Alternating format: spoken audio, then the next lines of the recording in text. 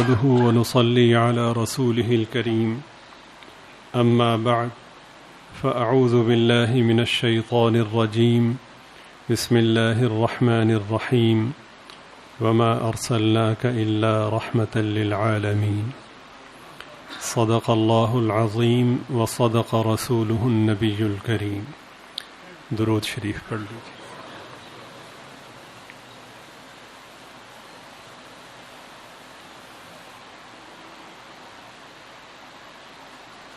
حضرت مولانا ابو الحسن علی ندوی رحمۃ اللہ علیہ نے جو سیرت مبارکہ پہ کتاب تصنیف فرمائی ہے، عظیم الشان کتاب ہے. سیرت مبارکہ کے مختلف پہلوؤں کو جو بیان فرمایا وہ ایک علیحدہ موضوع ہے، لیکن جو اس کے لیے الفاظ کا، استعارات کا اور مختلف مفاہیم کا انتخاب فرمایا وہ انہی کا حصہ ہے. ایک ہی بات کو ہم کہیں پڑھتے ہیں، اس کا ترجمہ کرتے ہیں یا کسی سے سنتے ہیں، اور وہی بات حضرت اپنے انداز میں بیان فرماتے ہیں، تو تقدس کے اعتبار سے مفاہیم میں زمین و آسمان کا فرق محسوس کرتے ہیں. انہوں نے جو کتاب تصنیف فرمائی جس کا نام نبی رحمت ہے صلی اللہ علیہ وسلم، اس کے آخر میں وہ فرماتے ہیں کہ اس فصل کا اختتام حضرت الاستاد مولانا سید سلیمان ندوی رحمہ اللہ تعالی کی مشہور کتاب خطبات مدراس کے ایک اقتباس و انتخاب پر کیا جا رہا ہے، جس میں سید صاحب نے رسول پاک صلی اللہ علیہ وسلم کے کامل، عالمگیر اور لافانی نقش حیات، آپ صلی اللہ علیہ وسلم کی جامعیت و کاملیت اور تمام طبقات انسانی نیز ہر ماحول، ہر زمانہ، ہر پیشہ اور ہر مشغلہ، غرض ہر قسم کے حالات اور ہر سطح و معیار کے لیے آپ صلی اللہ علیہ وسلم کی کامل و جامع رہنمائی اور اسوہ حسنہ کی نہایت مؤثر اور بلیغ انداز میں تشریح کی ہے. وہ تحریر فرماتے ہیں، درود شریف پڑھ لیجیے آپ.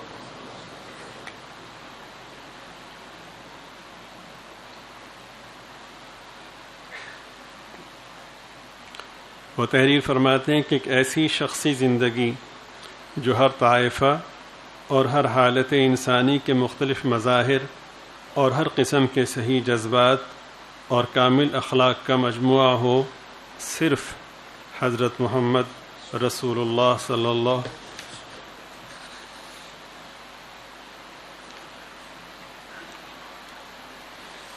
اللہ علیہ وسلم کی سیرت مبارکہ ہے. فرماتے ہیں کہ اگر تم دولت مند ہو تو مکہ مکرمہ کے تاجر اور بحرین کے خزینہ دار کی تقلید کرو.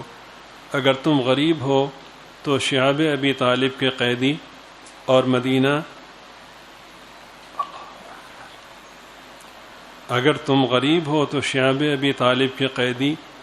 مدینہ منورہ کے مہمان کی کیفیت سنو. اگر تم بادشاہ ہو تو سلطان عرب کا حال پڑھو. اگر تم رعایا ہو تو قریش کے محکوم کو ایک نظر دیکھو. اگر تم فاتح ہو تو بدر و حنین کے سپہ سالار پر نگاہ دوڑاؤ. اگر تم نے شکست کھائی ہے تو معرکہ احد سے عبرت حاصل کرو. اگر تم استاد اور معلم ہو تو صفہ کی درسگاہ کے معلم اقدس کو دیکھو. اگر شاگرد ہو تو روح الامین کے سامنے والے بیٹھنے والے پر نظر جماؤ. اگر تم واضح و ناصح ہو تو مسجد مدینہ کے ممبر پر کھڑے ہونے والے کی باتیں سنو. اور اگر تم تنہائی اور بے کسی کے عالم میں حق کے منادی کا فرض انجام دینا چاہتے ہو تو مکہ مکرمہ کے بے یار و مددگار نبی کا اسوہ حسنہ تمہارے سامنے ہے. اگر تم حق کی نصرت کے بعد اپنے دشمنوں کو زیر اور اپنے مخالفوں کو کمزور بنا چکے ہو۔ اگر تم حق کی نصرت کے بعد اپنے دشمنوں کو زیر اور اپنے مخالفوں کو کمزور بنا چکے ہو تو فاتح مکہ کا نظارہ کرو۔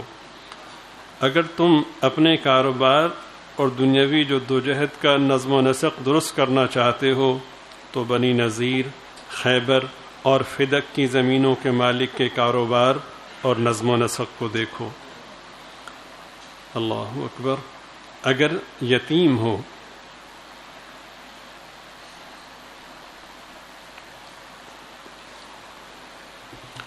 اگر یتیم ہو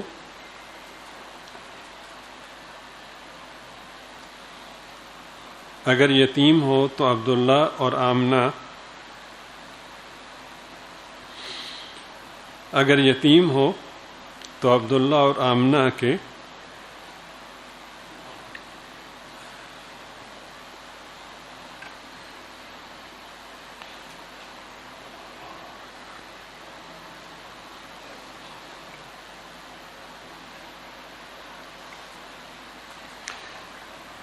اگر یتیم ہو تو عبداللہ اور آمنہ کے جگر گوشہ کو نہ بھولو۔ اگر بچہ ہو تو حلیمہ سعدیہ کے لاڈلے کو دیکھو۔ اگر تم جوان ہو تو مکہ مکرمہ کے ایک چرواہے کی سیرت پڑھو۔ اگر تم سفری کاروبار میں ہو تو بصرہ کے کاروان سالار کی مثالیں ڈھونڈو۔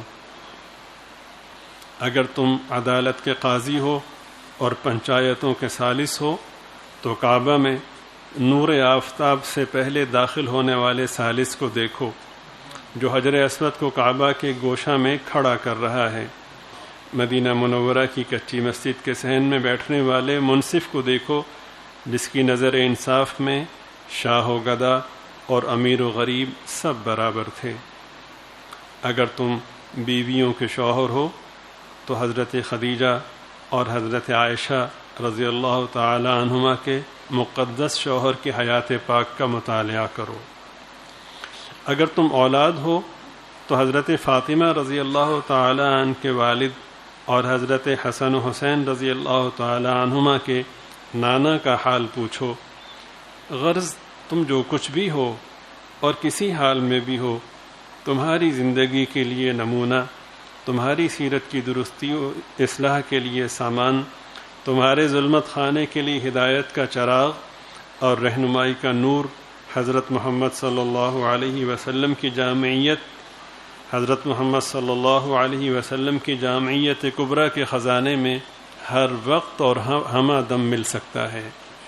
اس لیے طبقات انسانی کی ہر طالب علم اور نور ایمانی کے ہر متلاشی کے لیے صرف حضرت محمد صلی اللہ علیہ وسلم کی سیرت ہدایت کا نمونہ اور نجات کا ذریعہ ہے۔ صرف حضرت محمد صلی اللہ علیہ وسلم کی سیرت ہدایت کا نمونہ اور نجات کا ذریعہ ہے۔ جس کی نگاہ کے سامنے حضرت محمد صلی اللہ علیہ وسلم کی سیرت ہے، اس کے سامنے نوح و ابراہیم، ایوب و یونس، موسیٰ و عیسیٰ علیہم السلام سب کی سیرتیں موجود ہیں۔ گویا تمام دوسرے انبیاء علیہم السلام کی سیرتیں ایک ہی جنس کی اشیاء کی دکانیں ہیں، اور حضرت محمد صلی اللہ علیہ وسلم کی سیرت اخلاق و اعمال کی دنیا کا سب سے بڑا بازار ہے۔ یہ جملہ پھر سنیے، گویا تمام دوسرے انبیاء علیہم السلام کی سیرتیں، بلکہ مزید پیچھے سے سنیے، اس لیے طبقات انسانی کے ہر طالب علم اور نور ایمانی کے ہر متلاشی کے لیے صرف حضرت محمد صلی اللہ علیہ وسلم کی سیرت ہدایت کا نمونہ اور نجات کا ذریعہ ہے۔ جس کی نگاہ کے سامنے حضرت محمد صلی اللہ علیہ وسلم کی سیرت ہے، اس کے سامنے نوح و ابراہیم، ایوب و یونس، موسیٰ و عیسیٰ علیہم السلام سب کی سیرتیں موجود ہیں۔ گویا تمام دوسرے انبیاء علیہم السلام کی سیرتیں ایک ہی جنس کی اشیاء کی دکانیں ہیں، اور حضرت محمد صلی اللہ علیہ وسلم کی سیرت اخلاق و اعمال کی دنیا، اور حضرت محمد صلی اللہ علیہ وسلم کی سیرت اخلاق و اعمال کی دنیا کا سب سے بڑا بازار ہے، جہاں ہر جنس کے خریدار اور ہر شے کے طلبگار کے لیے بہترین سامان موجود ہے۔ اللہم صلی علی محمد وعلی آل محمد کما صلیت علی ابراہیم وعلی آل ابراہیم انک حمید مجید۔ اللہم بارک علی محمد وعلی آل محمد کما بارکت علی ابراہیم وعلی آل ابراہیم انک حمید مجید۔ حضرت نے اپنی اسی کتاب میں جو نبی پاک صلی اللہ علیہ وسلم کی ذات بابرکت کے حوالے سے آپ کے مکرم اخلاق کو بیان فرمایا ہے، قند مکرر کے طور پر آپ کی خدمت میں پھر عرض کرتا ہوں، درود شریف پڑھ لیجیے۔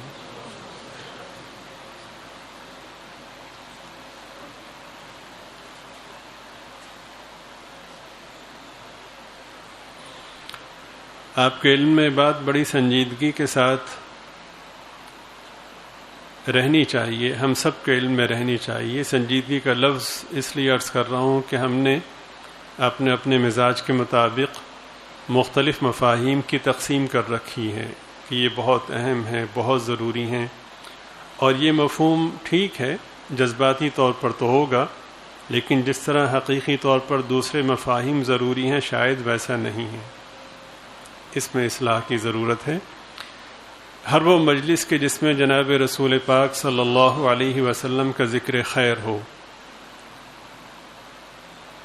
سرکار دو جہاں صلی اللہ علیہ وسلم کا ذکر خیر تو بہت ہی اونچی بات ہے، جس میں نبی پاک صلی اللہ علیہ وسلم کے بابرکت جوتوں سے لگی پاکیزہ خاک کا تذکرہ ہو، اس مجلس میں بھی اللہ تعالیٰ کی رحمتوں کی بارش اس طرح نازل ہوتی ہے کہ اس کی کوئی مثال نہیں۔ حضور پاک صلی اللہ علیہ وسلم کے ذات سے منسلک اور منسوب کسی بھی چیز کا تذکرہ ہو، وہ مجلس انتہائی بابرکت ہے۔ ہم اس کو محض جذبات پہ نہ چھوڑیں، یہ ہمارے ایمان کا حصہ ہے۔ اگر سرکار دو عالم صلی اللہ علیہ وسلم کی محبت و اہمیت نہیں ہے اور پھر کوئی شخص سمجھتا ہے کہ میں مومن ہوں، تو وہ صرف اس کا وہم ہے اور کچھ نہیں ہے۔ جو کچھ ہے اور سب کچھ ہے وہ جناب کی ذات بابرکت ہے، اور آپ کی ذات بابرکت سے ہم گناہگاروں کی محبت ہے۔ حضرت فرماتے ہیں کہ جناب رسول پاک صلی اللہ علیہ وسلم کے اخلاق عالیہ، اوصاف کریمہ اور خصائل شریفہ کے ذکر حضرت سیدنا ہند ابن ابی حالہ رضی اللہ تعالی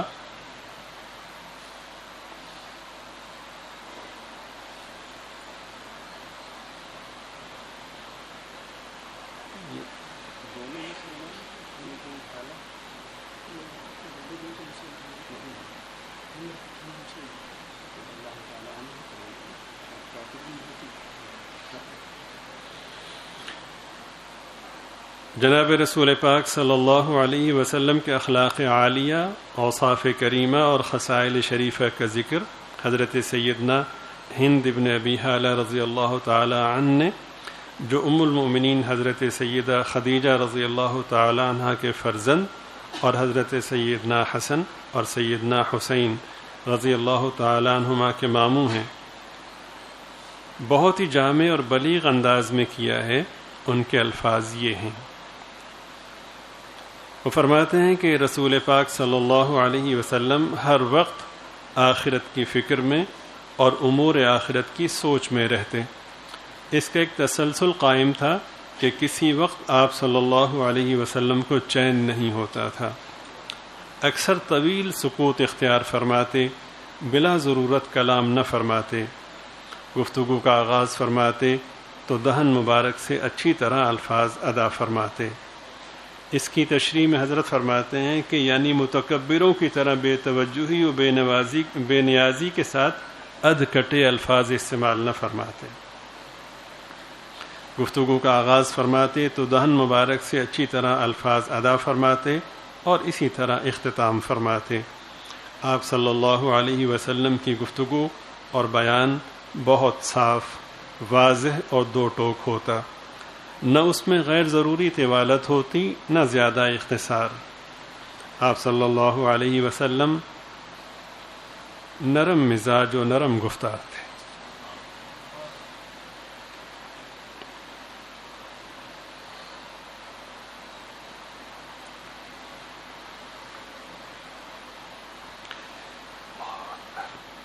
درست خو اور بے مروت نہ تھے، نہ کسی کی اہانت کرتے تھے اور نہ اپنے لیے اہانت پسند کرتے تھے، یعنی باوقار و ذی وقار۔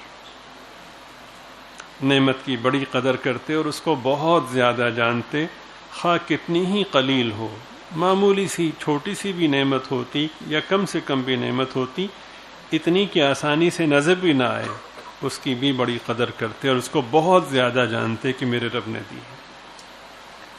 نعمت کی بڑی قدر کرتے اور اس کو بہت زیادہ جانتے، خواہ کتنی ہی قلیل ہو، اور اس کی برائی نہ فرماتے۔ کھانے پینے کی چیزوں کی نہ برائی کرتے نہ تعریف، اور دنیا سے متعلق جو بھی چیز ہوتی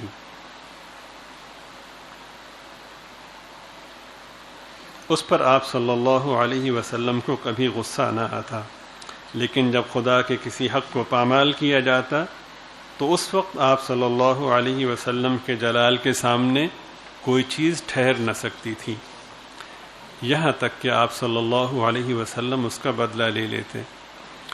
آپ صلی اللہ علیہ وسلم کو اپنی ذات کے لیے نہ غصہ آتا نہ اس کے لیے انتقام لیتے۔ جب اشارہ فرماتے تو پورے ہاتھ کے ساتھ اشارہ فرماتے، جب کسی امر پر تعجب فرماتے تو اس کو پلٹ دیتے۔ گفتگو کرتے وقت داہنے ہاتھ کی ہتھیلی کو بائیں ہاتھ کے انگوٹھے سے ملاتے۔ غصہ اور ناگواری کی بات ہوتی تو روئے انور اس طرف سے بالکل پھیر لیتے اور اعراض فرما لیتے۔ خوش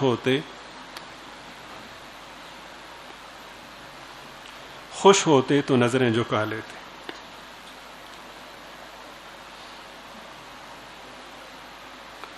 آپ صلی اللہ علیہ وسلم کا ہنسنا زیادہ تر تبسم تھا، جس سے صرف آپ صلی اللہ علیہ وسلم کے دندان مبارک جو بارش کے اولوں کی طرح پاک و شفاف تھے ظاہر ہوتے۔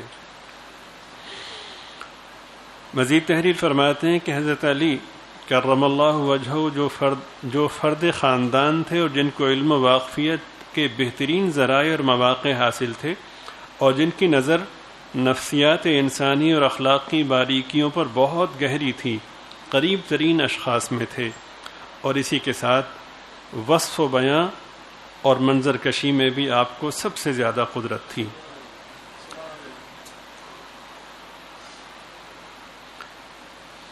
آپ صلی اللہ علیہ وسلم کے خلق عظیم کے متعلق حضرت علی پاک رضی اللہ تعالیٰ عنہ یہ فرماتے ہیں کہ آپ صلی اللہ علیہ وسلم طبعاً بد کلامی اور بے حیائی و بے شرمی سے دور تھے، اور تکلفاً بھی ایسی کوئی بات آپ صلی اللہ علیہ وسلم سے سرزد نہیں ہوتی تھی۔ بازاروں میں آپ صلی اللہ علیہ وسلم کبھی آواز بلند نہ فرماتے، برائی کا بدلہ برائی سے نہ دیتے، بلکہ عفو و درگزر کا معاملہ فرماتے۔ آپ صلی اللہ علیہ وسلم نے کسی پر کبھی دست درازی نہ فرمائی، سوائے اس کے کہ جہاد فی سبیل اللہ کا موقع ہو۔ کسی خادم یا عورت پر آپ صلی اللہ علیہ وسلم نے کبھی ہاتھ نہیں اٹھایا۔ حضرت فرماتے ہیں کہ میں نے آپ صلی اللہ علیہ وسلم کو کسی ظلم و زیادتی کا انتقام لیتے ہوئے بھی نہیں دیکھا، جب تک کہ اللہ تعالیٰ کی مقرر کردہ حدود کی خلاف ورزی نہ ہو اور اس کی حرمت و ناموس پر آنچ نہ آئے۔ ہاں، اگر اللہ تعالیٰ کے کسی حکم کو پامال کیا جاتا اور اس کے ناموس پر حرف آتا تو آپ صلی اللہ علیہ وسلم اس کے لیے ہر شخص سے زیادہ غصہ ہوتے۔ دو چیزیں سامنے ہوتی تو ہمیشہ آسان چیز کا آپ انتخاب فرماتے صلی اللہ علیہ وسلم۔ جب اپنے دولت خانہ پر تشریف لاتے تو عام انسانوں کی طرح نظر آتے، اپنے کپڑوں کو صاف کرتے، بکری کا دودھ دوہتے اور اپنی سب ضرورتیں خود انجام دیتے۔ حضرت سیدنا علی پاک رضی اللہ تعالیٰ عنہ فرماتے ہیں کہ آپ صلی اللہ علیہ وسلم اپنی زبان مبارک محفوظ رکھتے اور صرف اسی چیز کے لیے کھولتے جس سے آپ صلی اللہ علیہ وسلم کو کچھ سروکار ہوتا۔ لوگوں کی دلداری فرماتے اور ان کو متنفر نہ کرتے۔ کسی قوم و برادری کا معزز شخص آتا تو اس کے ساتھ اکرام و اعزاز کا معاملہ فرماتے اور اس کو اچھے اور اعلیٰ عہدے پر مقرر فرماتے۔ لوگوں کے بارے میں محتاط تبصرہ کرتے۔ بڑا خوبصورت جملہ ہے، پورا سنیے۔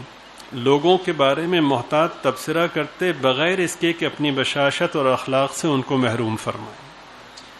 یعنی اگر کسی کے بارے میں کوئی ایسی بات کہنی بھی ہے کہ جو اصلاح کے حوالے سے ہو اور جس میں مخاطب کی کوئی خوبی سامنے نہ آ رہی ہو، تو اس موقع پر بھی اپنے بابرکت اخلاق سے اور اپنے چہرے کے تبسم سے اس کو محروم نہ فرماتے۔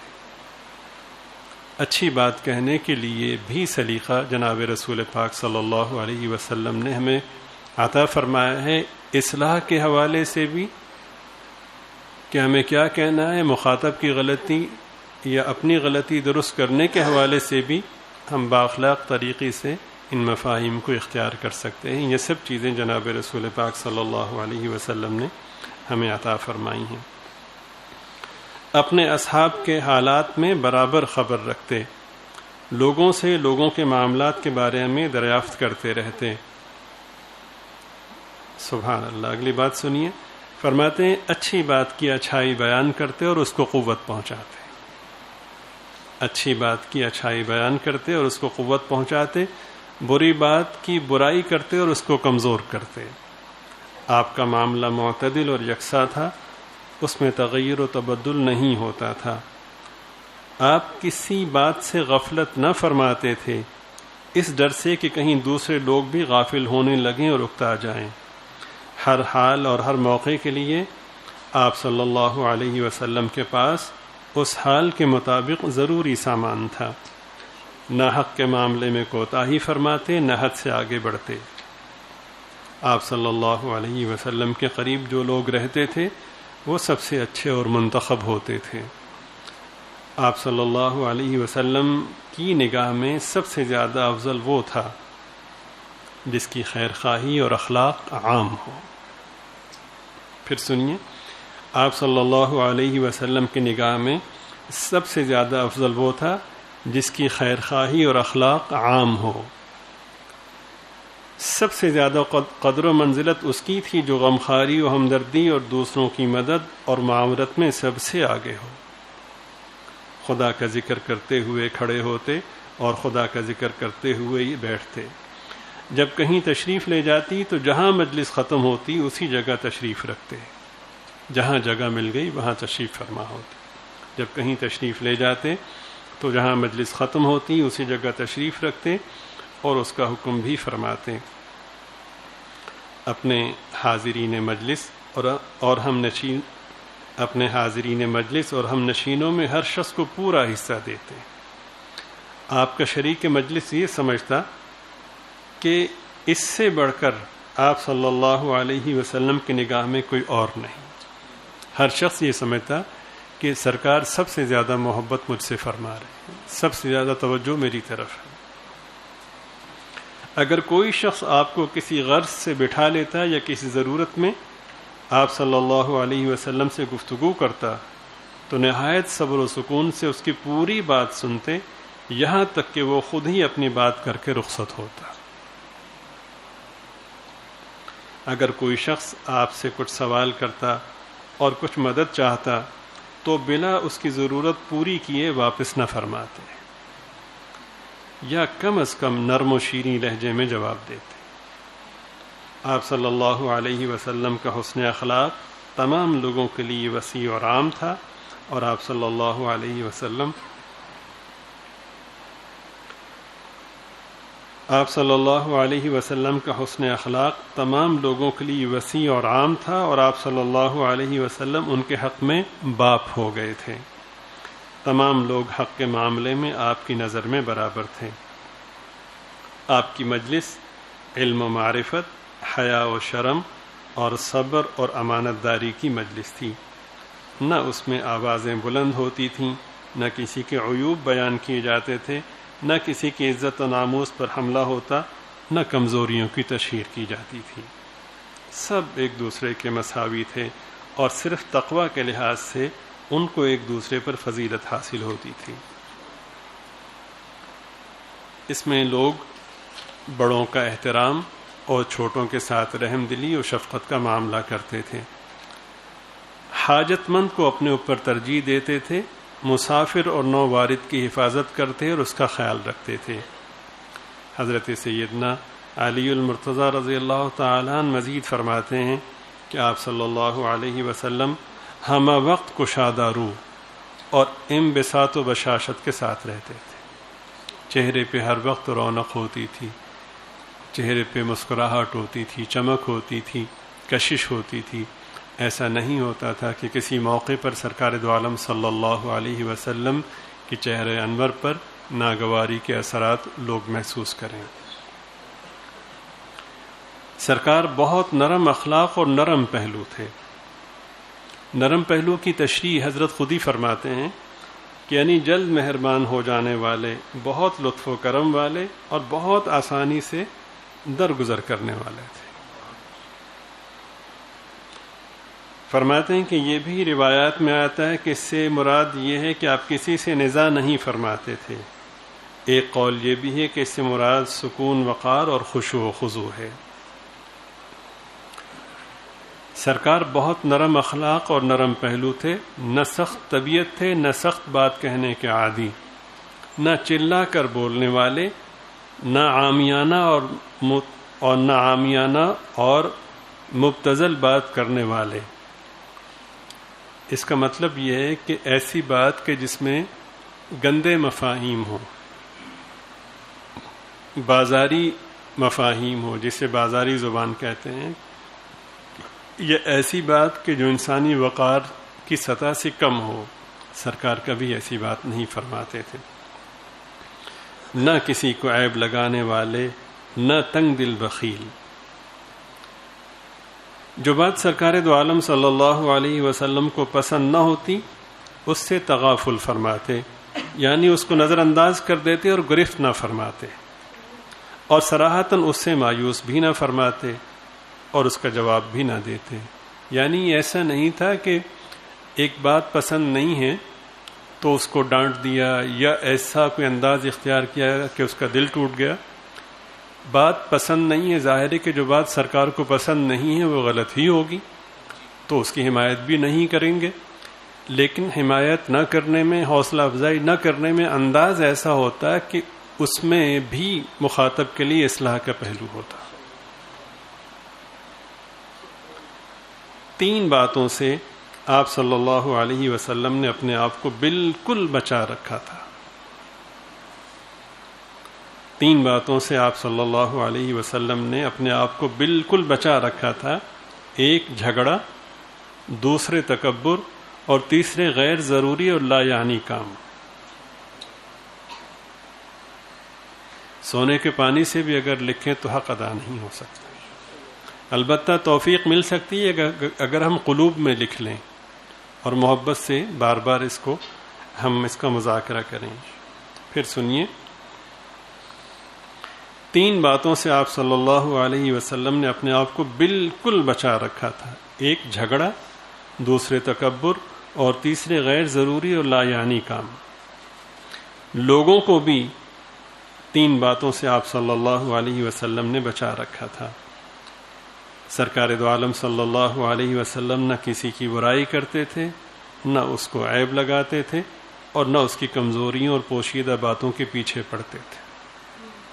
بالخصوص ہم نام نہاد جو دیندار کہلاتے ہیں یا دینی رہنما کہلاتے ہیں، چاہے عالم کی صورت میں ہوں، مدرس کی صورت میں ہوں، یا نام نہاد شیخ طریقت کی صورت میں ہوں، جو بھی ہو، ہم میں ایک بہت ہی گندی عادت ہے کہ ہم اپنے شاگردوں، اپنے متعلقین اور مریدین کے لیے باپ کی طرح نہیں ہوتے، بلکہ تھانے دار کی طرح ہوتے ہیں۔ کوئی کمزوری پتہ چل جائے صحیح، بال کی کھال اتارنا ہم اظہار حق سمجھتے ہیں۔ اخلاق کی خوبصورت ترین شکل یہ ہے کہ کسی میں کوئی کوتاہی ہو تو دل سے اس کے لیے دعا کریں، نظر انداز کریں، جب موقع آئے تو احسن طریقے سے اس کو خیر کی طرف متوجہ کر دیں۔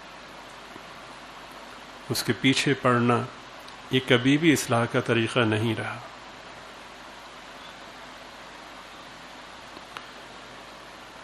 نہ کسی کی برائی کرتے تھے، نہ اس کو عیب لگاتے تھے، اور نہ اس کی کمزوریوں اور پوشیدہ باتوں کے پیچھے پڑتے تھے، بلکہ ہماری بدقسمتی یہ ہے کہ ہم منتظر رہتے ہیں کہ کسی کی کمزوری سامنے آئے،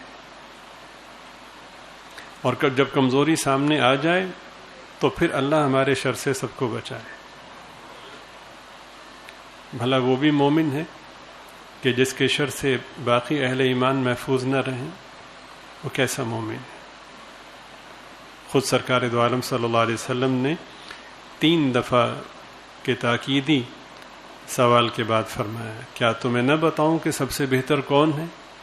تو حاضرین نے عرض کیا کہ ضرور فرمائیے۔ فرمایا سب سے بہتر وہ ہے کہ جس کے شر سے لوگ محفوظ رہیں۔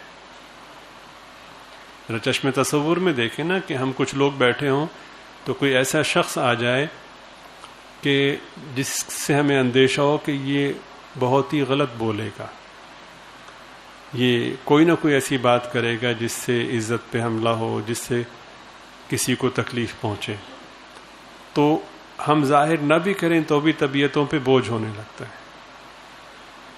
اور کوئی ایسا شخص ہو کہ جس سے یہ امید ہو کہ اس سے ہر وقت خیر ہی کی بات ظاہر ہوگی، تو ہمارے پاس جگہ نہ بھی ہو تو ہم میں سے ہر ایک کوشش کرتا ہے کہ یہ میرے پاس بیٹھے، آئیے تشریف لائیے۔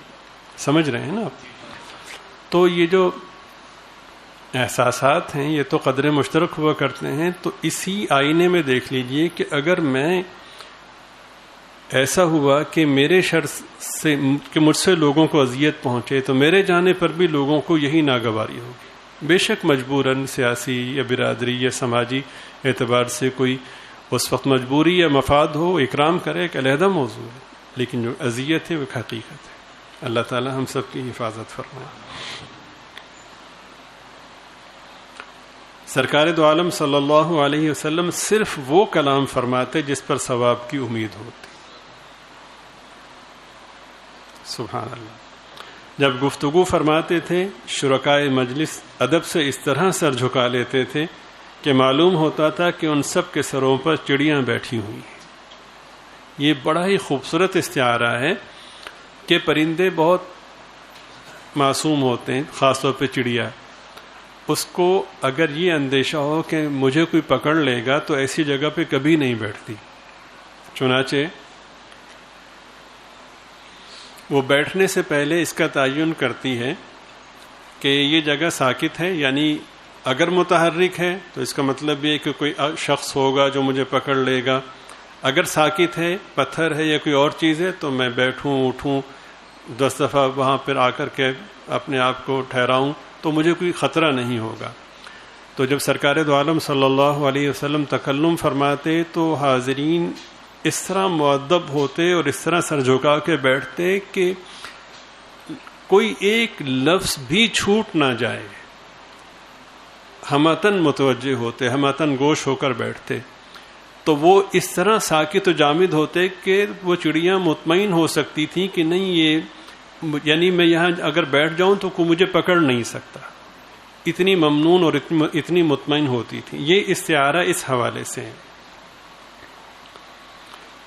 جب آپ صلی اللہ علیہ وسلم خاموش ہوتے تب یہ لوگ بات کرتے۔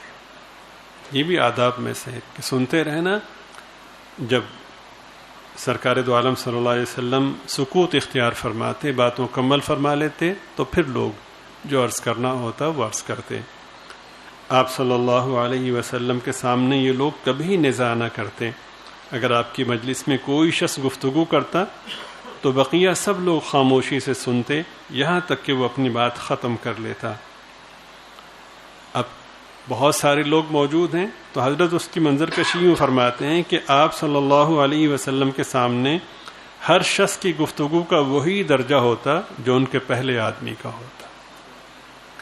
یعنی جس طرح پہلے شخص کی بات آپ نے انتہائی باوقار ماحول میں اور انتہائی تکریم کے ماحول میں اور حوصلہ افزائی کی کیفیت میں سنی، تو ایسا نہیں کہ ایک کی سن لی، جتنے لوگ ہیں باری آنے پر ہر شخص اتنے ہی اعتماد کے ساتھ اور اتنے ہی مکرم ماحول میں اپنے معافی ضمیر کو بیان کر سکتا تھا.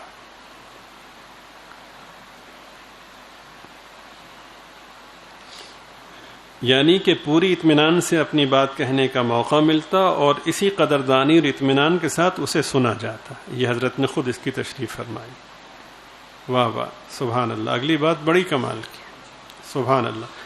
فرماتے ہیں حضرت علی رضی اللہ تعالیٰ عنہ فرما رہے ہیں، سرکار کی خوبیاں بیان فرماتے ہیں کہ جس بات سے سب لوگ ہنستے اس پر سرکار بھی ہنستے.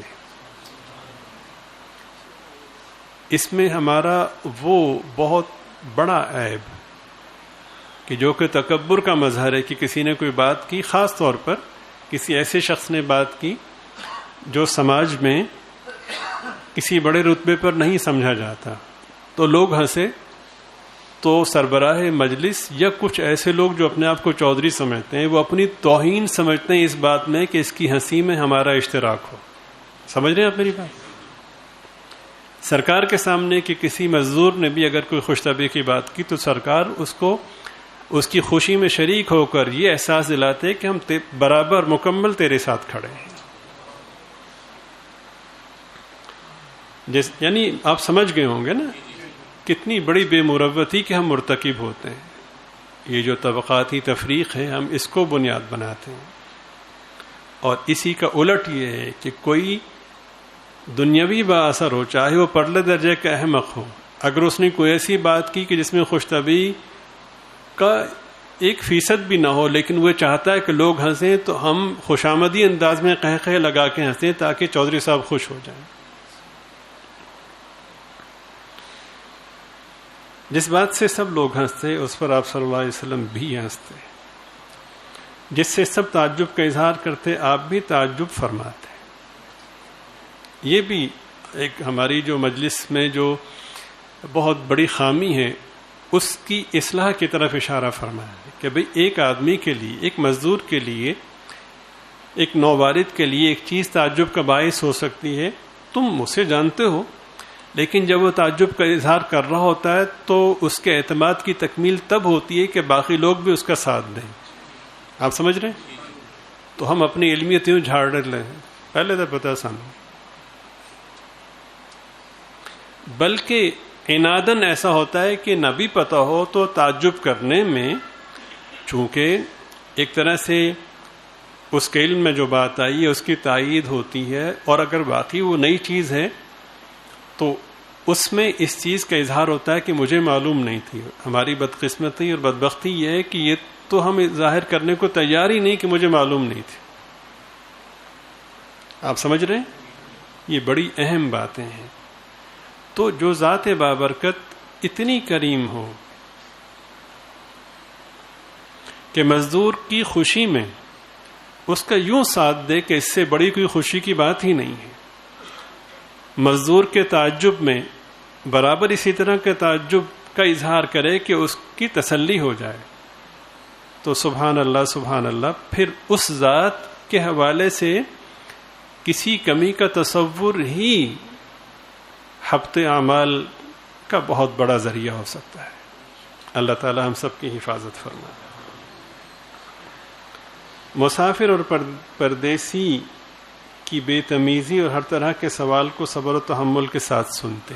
ایک شخص نیا آیا اور اس کو دین اسلام کے بارے میں نہیں پتہ، سرکار دو عالم صلی اللہ علیہ وسلم کے مقام و منصب کے بارے میں نہیں پتہ، باہر سے آیا ہے، اسے علم نہیں ہے، اس نے نادانی میں کوئی بے ادبی کر دی، تو بڑے تحمل سے اس کی بات کو سنتے، اس کی بات کا برا نہ مناتے، اس کو ڈانٹنے سے گریز فرماتے ہیں. کیا ہوتا تھا پھر؟ فرماتے ہیں کہ مسافر اور پردیسی کی بے تمیزی اور ہر طرح کے سوال کو صبر و تحمل کے ساتھ سنتے یہاں تک کہ آپ کے ساتھی ایسے لوگوں کو اپنی طرف متوجہ کر لیتے ہیں. سمجھ رہے ہیں آپ؟ ایک شخص کو علم نہیں ہے کہ کیسے بات کرنی ہے، اس نے ادب اس کو ملحوظ اس کے یعنی اس سے میسر نہیں تھا، وہ اختیار نہیں کر سکا، تو سرکار دو عالم صلی اللہ علیہ وسلم اس کی بات سنتے جا رہے ہیں، تو صحابہ اس کو اپنی طرف متوجہ کر، اچھا بھائی دیکھیں گے، ادھر آ جاؤ. یعنی بڑے طریقے سے، بڑے سلیقے سے کسی بھی شخص کو لے کر کے چلنا.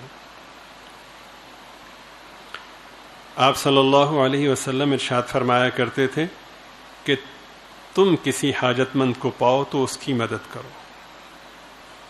یہاں پہ یہ نہیں فرمایا کہ مسلمان حاجت مند ہو، کوئی بھی حاجت مند ہو تو اس کی مدد کرو. آپ مدح و تعریف اسی شخص کی قبول فرماتے ہیں جو اعتدال میں رہتا ہے. مبالغہ کرنے والے کی تعریف کو آپ پسند نہیں فرماتے تھے. کسی کی گفتگو کے دوران کلام نہ فرماتے اور اس کی بات کبھی نہ کاٹتے. ہاں اگر وہ حد سے بڑھنے لگتا تو اس کو منع فرما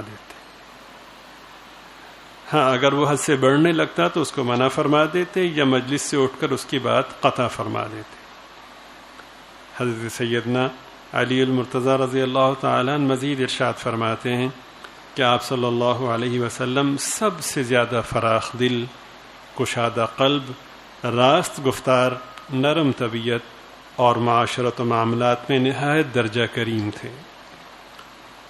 کیا بات ہے، سبحان اللہ. فرماتے ہیں جو پہلی بار آپ کو دیکھتا وہ مروب ہو جاتا، آپ کی صحبت میں رہتا اور جان پہچان حاصل ہوتی تو آپ کا فریفتہ اور دل دادہ ہو جاتا.